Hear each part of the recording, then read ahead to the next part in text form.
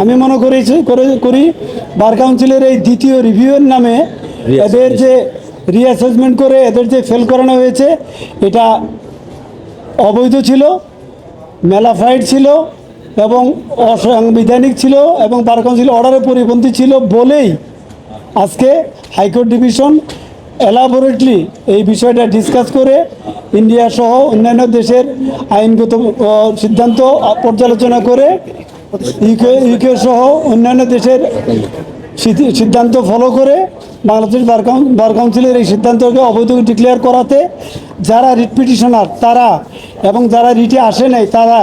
যাদেরকে দ্বিতীয় রিভিউয়ের নামে ফেল করানো হয়েছে তাদের এই দ্বিতীয় রিভিউয়ের যে সিদ্ধান্ত সেটাকে হাইকোর্ট ডিভিশন বাতিল করে দিয়েছে, যার ফলে এরা এখন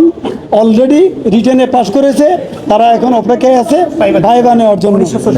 কাজে আমি আশা করব বাংলাদেশ বার কাউন্সিল এটাকে আর দীর্ঘায়িত না করে অ্যাপেলেট ডিভিশন বন্ধ যুদ্ধ না করে এদেরকে আগামীতে ভাইবার ডেট দিয়ে এদেরকে ভাইবা ফেস করার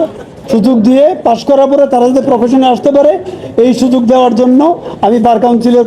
সংশ্লিষ্ট অথরিটির কাছে আহ্বান জানাচ্ছি।